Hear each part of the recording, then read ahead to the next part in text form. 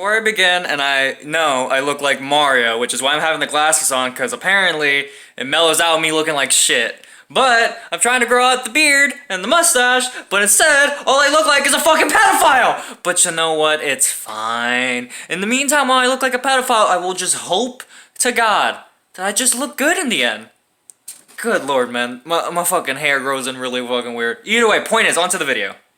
So, it's interesting because when it comes to my past relationship, my last one that I just had, while I do, think and do believe without any uncertain terms that that is the worst relationship I've ever been in, I always was thinking to myself afterwards, would I have changed the course of how certain things went? Would I have changed me choosing her over someone else? Blase, blase, blah, the whole 9 yards. Would I have chosen to go into that relationship if I would have known what would have happened? Now, I'm not gonna lie. Prior to me asking her out, if I knew what was gonna transpire, I probably wouldn't have, I probably would have changed what I would have done. I probably would have asked someone else. I probably would have not gone for her, and that's how it would have been if I knew what was going to happen. I would have avoided it with no uncertain terms, right? However, now that I have experienced it, and I have gone through it, and I have gone through these experiences, these life changes or whatever, I'm not gonna act like this is the biggest thing in the universe, but you get my point. I've gone through an abusive relationship. So, it does change you after you're done. Would I have changed it? Like, if I could go back in time and change it, would I do it? No, I would not. Now, I know a lot of you might be thinking, but you said that if you knew about this prior to dating, you would change it. Yes, if I knew about it prior to asking her out ever, yes, I would have gone for someone else. But me experiencing it, would I go back in time and change it? No. Because the reasoning for it is because I came out of that, yes, I came out of that broken as fuck. I came out of that like a fucking mess. Because this girl not only mentally, physically, and emotionally abused me, right? She not only did all those things to me, and it really took an effect on me. Even though she did all those things, it was all one big learning experience for me.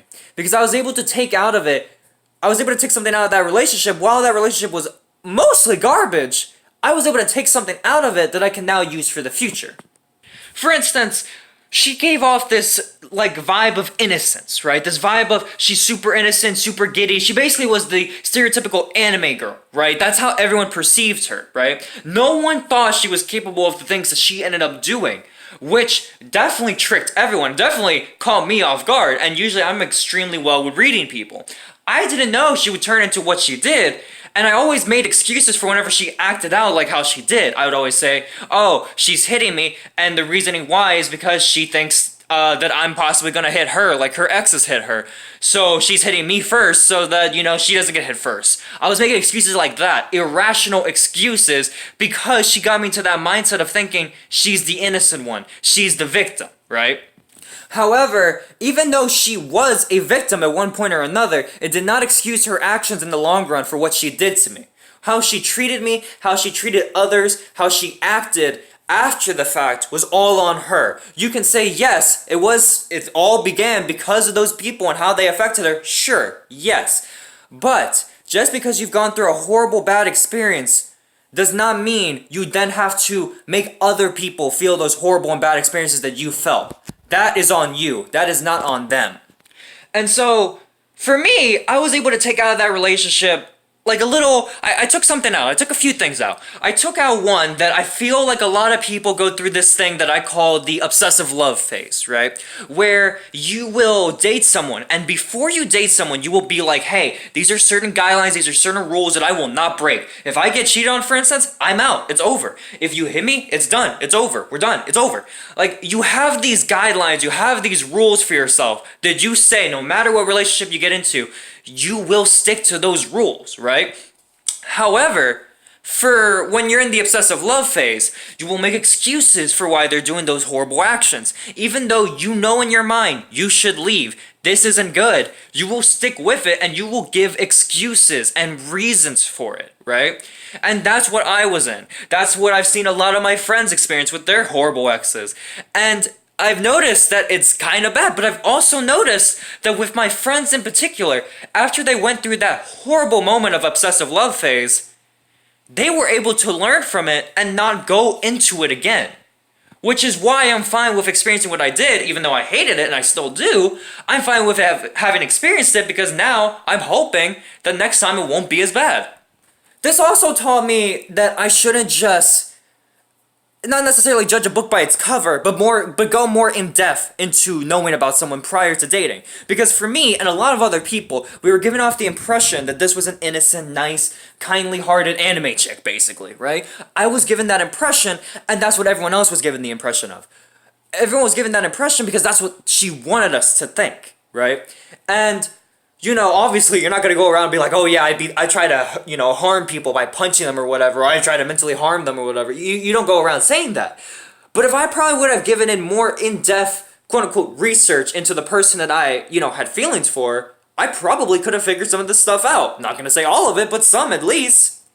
So even though that I went through that horrible relationship, I kind of look at it as how I address it to my friends. I look at that relationship like a checkpoint in a video game, for instance, right?